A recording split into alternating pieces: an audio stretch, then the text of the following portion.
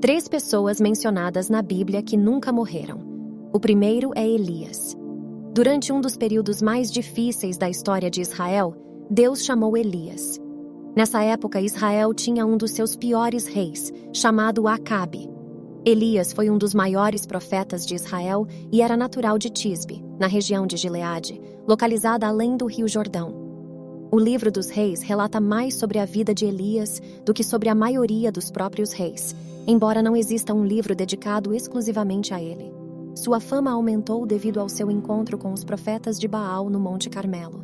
O rei Acabe tentou influenciar Elias a promover suas próprias agendas, mas Elias permaneceu fiel à sua missão e ao poder divino.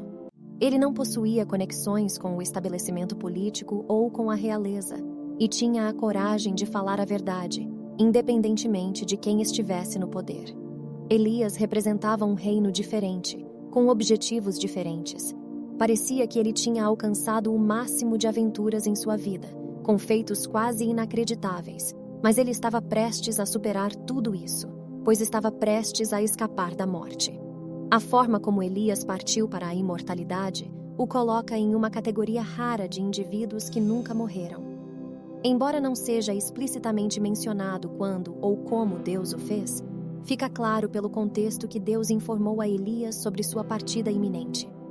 Deus também revelou isso aos filhos dos profetas e a Eliseu, o amigo íntimo e sucessor divinamente escolhido de Elias, como veremos no livro de 2 Reis 2, 1-12. Quando o Senhor estava prestes a levar Elias para o céu em um redemoinho, Elias e Eliseu estavam caminhando de Gilgal. Chegamos ao último dia de Elias na terra, quando ele seria levado por um redemoinho. A palavra hebraica usada aqui também pode ser traduzida como rajada ou momento de vento. Num evento abrangente, Elias seria arrebatado e, nesse momento, deixaria esta terra para estar na presença de Deus. Deus não apenas informou a Elias que isso aconteceria e como aconteceria, mas também lhe revelou o local onde ocorreria. É por isso que vemos Elias se movendo rapidamente em direção ao Jordão. Ao ler a narrativa, podemos imaginar a cena se desenrolando diante de nós. Em 2 Reis 2, versículo 2-6, encontramos o diálogo entre Elias e Eliseu. Elias disse a Eliseu: "Por favor, fique aqui, pois o Senhor me enviou a Betel." Mas Eliseu respondeu: "Juro pelo Senhor e por tua vida que não te deixarei." Então eles desceram para Betel. Os discípulos dos profetas que estavam em Betel se aproximaram de Eliseu e disseram: "Você sabe que o Senhor vai levar teu mestre longe de ti hoje?" Ele respondeu: "Sim, eu sei. Silêncio sobre isso." Elias disse a Eliseu: "Por favor, fique aqui, pois o Senhor me enviou a Jericó." Mas Eliseu respondeu: "Juro pelo Senhor e por tua vida que não te deixarei." Então eles foram para Jericó. Os discípulos dos profetas que estavam em Jericó se aproximaram de Eliseu e disseram: "Você sabe que o Senhor vai levar teu mestre longe de ti hoje?" E ele respondeu: "Sim, eu sei. Silêncio sobre isso." Elias disse a Eliseu: "Por favor, fique aqui, pois o Senhor me enviou ao Jordão." Mas Eliseu respondeu: "Juro pelo Senhor e por tua vida que não te deixarei." Então os dois continuaram juntos. Os discípulos dos profetas fizeram a mesma pergunta a Eliseu tanto em Betel como em Jericó: "Você sabe que o Senhor vai levar teu mestre longe de ti hoje?" E Eliseu respondeu da mesma forma em ambas as ocasiões: "Sim, eu sei. Agora, por favor, fiquem quietos." Gilgal foi o ponto de partida para essa jornada.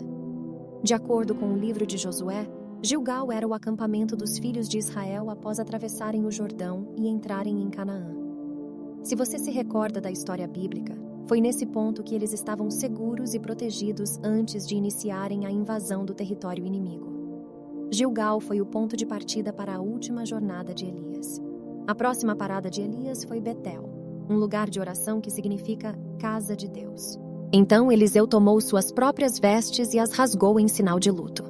Ele pegou o manto que Elias havia deixado cair e voltou para a margem do Jordão. Com o manto de Elias, ele golpeou as águas e clamou: "Onde está o Senhor, o Deus de Elias?" As águas se dividiram, abrindo um caminho para Eliseu atravessar. Os filhos dos profetas em Jericó, que estavam observando de longe, testemunharam o poder de Elias repousando sobre Eliseu. Eles se aproximaram dele, curvaram-se em reverência e mostraram respeito. O contrato divino de Elias não chegou ao fim abruptamente. Quando um homem ou mulher de Deus morre, nada do plano de Deus morre com eles.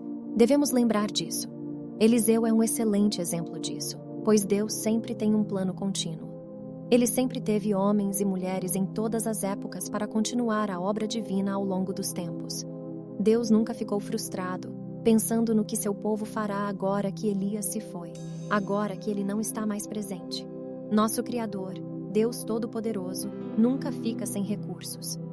Eliseu ficou momentaneamente surpreso e assustado, mas isso não durou muito tempo. Ele se abaixou e pegou o manto do profeta, recordando as palavras de Elias. Ele cruzou o Jordão de volta, reivindicando o poder que agora lhe pertencia, e começou seu próprio ministério profético a partir daquele momento. O plano de Deus nunca vacilou. Elias saiu de cena, e Eliseu entrou em ação.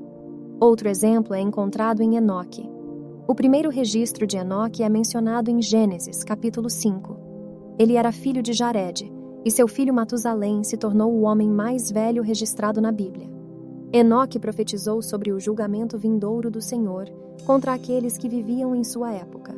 Ele foi um homem que andou com Deus, mesmo em meio à decadência moral dos dias de Noé.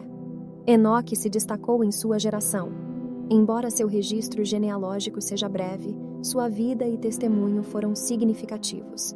Ele nos ensina a viver para a audiência de Deus, a buscar uma comunhão íntima e a companhia divina. Ao fazer isso, experimentaremos Deus em uma dimensão única.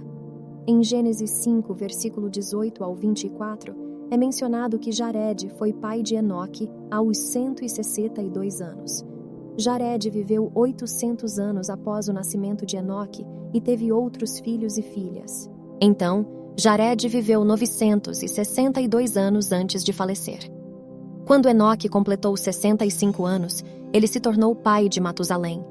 Enoque caminhou em íntima comunhão com Deus durante 300 anos após o nascimento de Matusalém, além de ter outros filhos e filhas.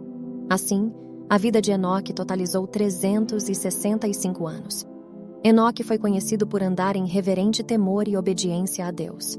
Ele não foi encontrado entre os homens, pois Deus o levou para estar com ele em sua morada. Esse foi o primeiro registro bíblico de um arrebatamento, em que Deus simplesmente o levou. Talvez a comunhão de Enoque com Deus fosse tão profunda que a presença divina o envolveu e o levou consigo. O livro de Hebreus faz menção a Enoque, descrevendo-o como alguém que o mundo não era digno. Pela sua fé, Enoque foi arrebatado e levado ao céu, sem passar pela morte. Ele recebeu testemunho de ter andado com Deus e ter lhe agradado. Acreditar em Deus e buscar sinceramente a sua presença são elementos indispensáveis para caminhar com Ele e agradá-lo.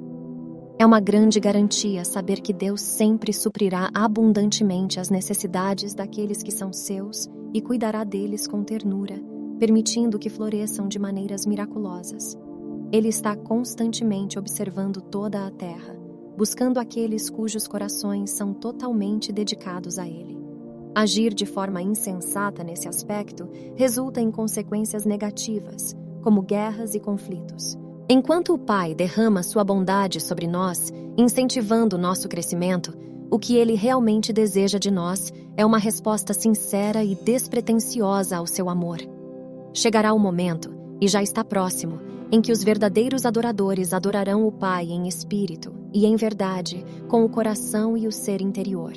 Deus é espírito, a fonte de vida invisível para a humanidade, e aqueles que o adoram devem fazê-lo em espírito e em verdade. Deus está sempre procurando por servos fiéis e leais que viverão suas vidas inteiramente para Ele. Essas pessoas se tornam vasos pelos quais Ele pode manifestar sua glória de maneira autêntica. Enoque, conforme registrado nas Escrituras, não compartilhou o destino de Adão e de seus descendentes, pois não experimentou a morte. Ele é usado como exemplo do arrebatamento no Novo Testamento, oferecendo esperança aos crentes de que eles também triunfarão sobre a morte. O próximo exemplo é o arrebatamento dos cristãos nos últimos dias, uma profecia que ainda está por se cumprir conforme registrado. Embora não saibamos o momento exato do retorno de Jesus, é certo que os cristãos enfrentarão a morte. Os seguidores de Cristo nos últimos tempos serão arrebatados. É importante destacar que, de acordo com 1 Tessalonicenses 4, versículo 13 ao 18, tanto os cristãos falecidos quanto os vivos participarão juntos desse evento. Não queremos que vocês, como crentes, desconheçam a situação daqueles que já faleceram, para que não fiquem tristes por eles, como os outros que não têm esperança além desta vida presente. Pois, se cremos que Jesus morreu e ressuscitou, o que de fato ocorreu, assim também cremos que Deus, ao ressuscitar aqueles que morreram em Jesus, os trará consigo. Isso afirmamos com base na palavra do Senhor. Nós, os que ainda estamos vivos quando o Senhor retornar, de maneira alguma precederemos aqueles que adormeceram na morte. Porque o Senhor mesmo do céu descerá com um grito de comando, com a voz do arcanjo e com o som da trombeta de Deus, e os mortos em Cristo ressuscitarão primeiro. Em seguida, nós, os que estivermos vivos e permanecermos na terra, seremos arrebatados juntamente com eles, os ressuscitados, nas nuvens para encontrar o Senhor nos ares. E assim estaremos para sempre com o Senhor. Portanto, consolem e encorajem uns aos outros com essas palavras sobre o nosso reencontro com os crentes que faleceram.